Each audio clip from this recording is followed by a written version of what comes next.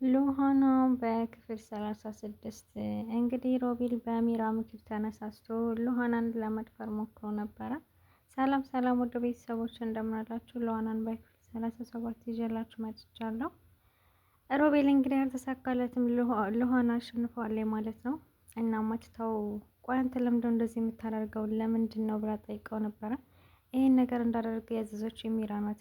ምክንያቱም አንተና ሰው አንድ ላይ ከሉሃናን ጋር አንድ ላይ ከተኛችሁ ፍቅር ይዛታን ብላኝ ነው በማለት ነበረ ሮቤል እንግዲህ የነገራትኝ።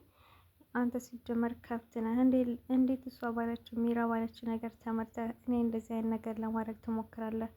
ጨካኝ ነህ። እባክሽን ሉሃና እባክሽን ተይኝ እያላትኝ እንደውም እዛው ረግጠው ነው ሄደችው ማለት ነው።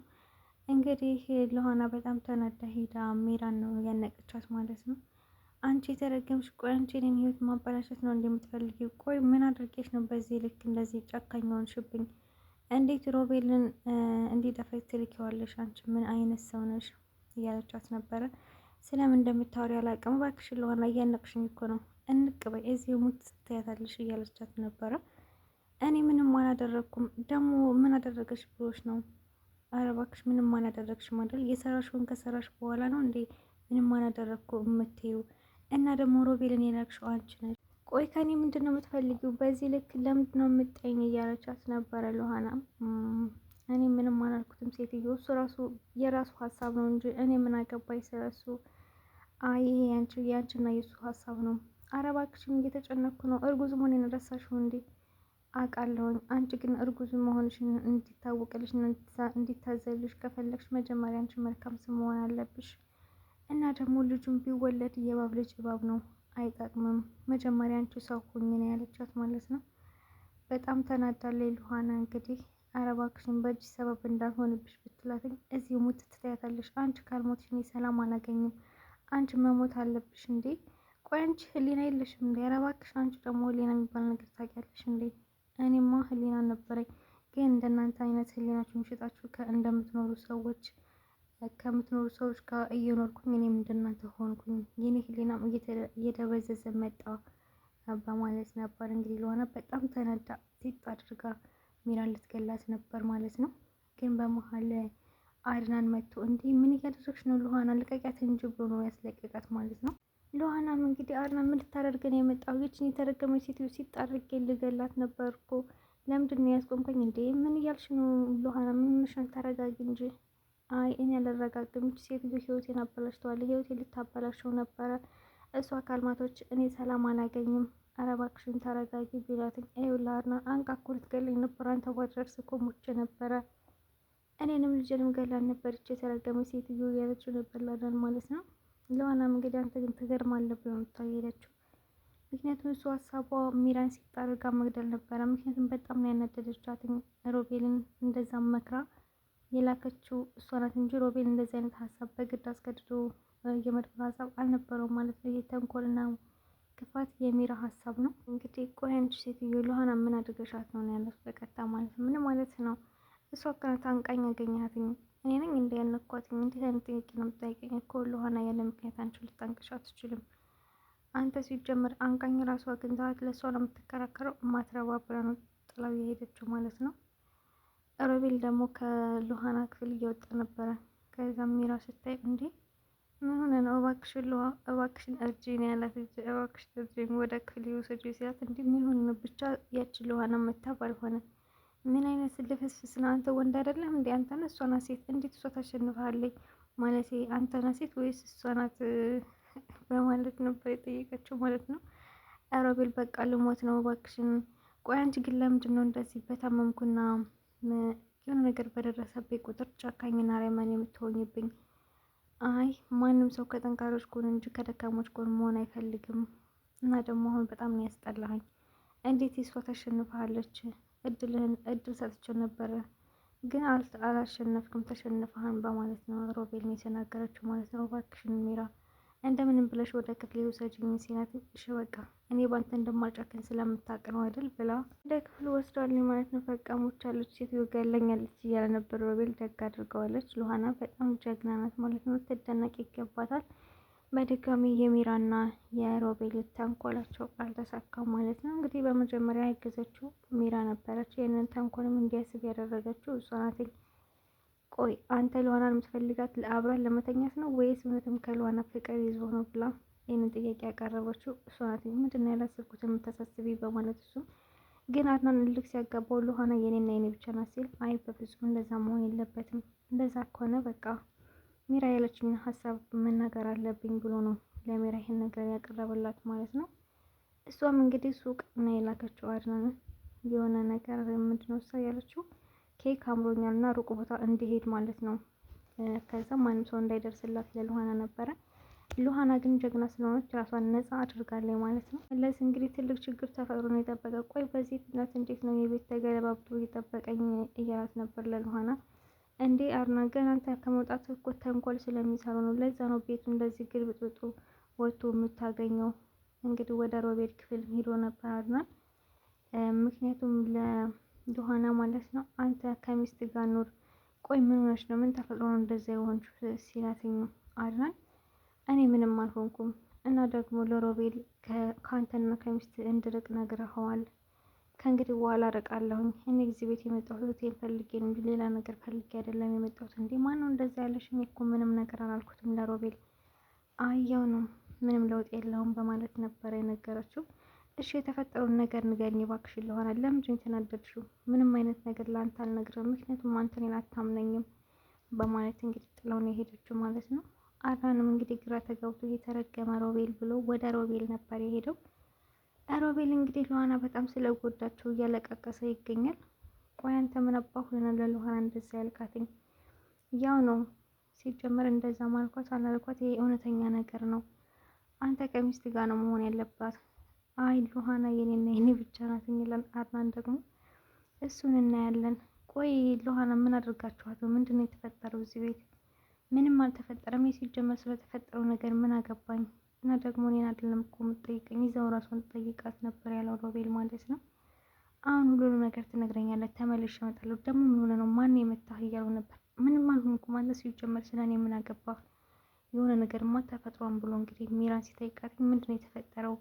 እኔ ከሄድኩ በኋላ ሉሃና ስለምንድን ነው እንደዛ የተናደደችው? ሮቤልስ ማን ነው የመታው ብሎ ሲጠይቃት እኔ አላውቅም፣ እኔ ምን አገባኝ ስለነሱ፣ እዛው ራሳቸውን ጠይቃቸው። ሉሃናን ጠይቃት ነበር ያለችው ማለት ነው። ሉሃናንማ የሆነ ነገር ሆናለች። ስለዚህ የቤቶቹ ቁልፍ ሁሉ አንስተሽዋል ወይስ አላነሳሽውም? አያነሳሁትም፣ እዛው አለ።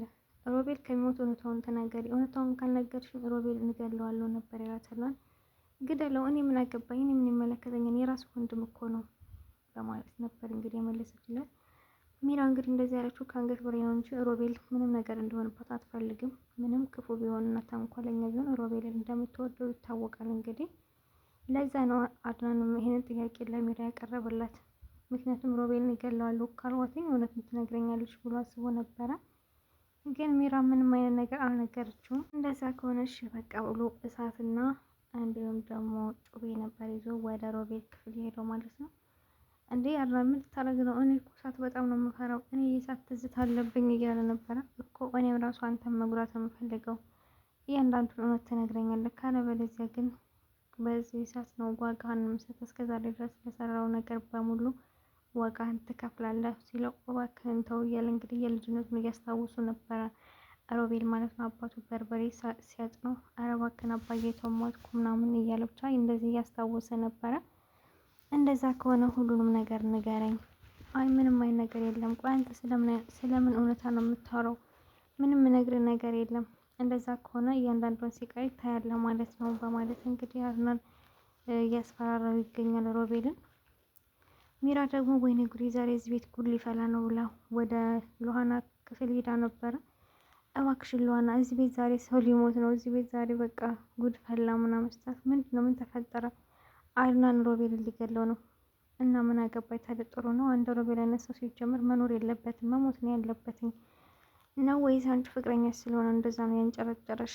እንዴ ሉሃና ቆይ አንቺ ምን አይነት ልጅ ነሽ? ይሄ ነገር እኮ በአንቺ ምክንያት ነው የተፈጠረው። አንቺ ነሽ ለአድናን ሮቤል ሊደፍርሽ እንደነበር የነገርሽው አይደል? እና ዝም እንድለው ፈልገሽ ነበር እንዴ? ባልነግረው እኮ እንደዚህ ወንጀል ተደብቆ እንዲቀር ነው አይደል? እንደናንተ አይነት ሰዎች ወንጀል እንዲወጣ ሳይሆን ተደፋፍኖ እንዲቀር ነው የምትፈልጉት አይደል? እንደዛማ አላደርግም። ጉዳቸው መውጣት አለበትኝ እና ደግሞ አይመለከተኝም። ምክንያቱም ሮቤል ቢሞት ምንም አይነት ነገር የሚቀርብን ነገር የለም። እንደውም ከእንደዚህ አይነት ክፉ ሰው ነፃ እንወጣለን በማለት ነበር ለሚራ የመለሰችላት። ቆይ አንቺ ምን አይነት መጥፎ ሴት ነሽ? ወንድማማቾች በአንቺ ምክንያት ይጋደሉ እንዴ? በቃ አድናን ራሱ እኮ ሮቤልን ከገደለው እስር ቤት ይገባል። ስለዚህ እባክሽን ሂጂና የሆነ ነገር ባዩ በማለት ነበር የነገረቻት ለሉሃና። ሉሃናም እንግዲህ ሄዳ ነበረ። እባክህን አድናን በሩን ክፈተው፣ እኔ ሁሉንም ነገር እነግርሃለሁኝ ስትለው ሊሰማት አልቻለም ማለት ነው። አሁን አንተ ምን እውነታ ነው የምትፈልገው? ንገረኝ። ያው የምነግረው እውነታ እንግዲህ መጀመሪያ ሳራ የት ነው ያለችው እና ደግሞ ሉሃና ምንድን ነው ያደረግካት እዚህ ቤት ውጭ ሳለ? እኔ ሳራ የት እንዳለች አላውቅም፣ ሉሃናን ደግሞ ምንም አላደረግኳትም በማለት ነበር ሮቤል የሸመጠጠው። ተናገር ብሎ ሲያስፈራራው እንግዲህ ሉሃና ልደፍራት ነበር። ምን ሉሃና ልትደፍራት ነበር አንተ የተረገምክ ብሎ እንግዲህ አድናን እንዴቱን መቆጣጠር ሲያቅተው ሽጉጥ ነው ያወጣበት ማለት ነው ሮቤል ላይ። እባክን አድናን እንዳትሳሳት፣ በእጅ ስበብ እንዳልሆንበት ተው እያለ እየለመነው ይገኛል ሮቤል ማለት ነው። ሉሃናም ከውጭ ሆና እባክን አድናን ምንም አይነት ነገር እንዳታደርግ በሩን ክፈተው በማለት ትገኛለች። ሚራ ደግሞ ወይኔ ዛሬ እዚህ ቤት ጉድ ፈላ፣ በቃ ሞኝ ከተነሳ ምናምን እያለች የተረተችበት ነበረ በአድናን ላይ። እንግዲህ በዛም ልብሷን አዘጋጃጅታ እየወጣች ነበረ። እንዴ አንቺው ደግሞ ወዴት እየሄድሽ ነው? የዚህ ቤት ኮተት ማብቂያ የለውም። ስለዚህ እኔ ራሴን ነፃ ማውጣት እፈልጋለሁ።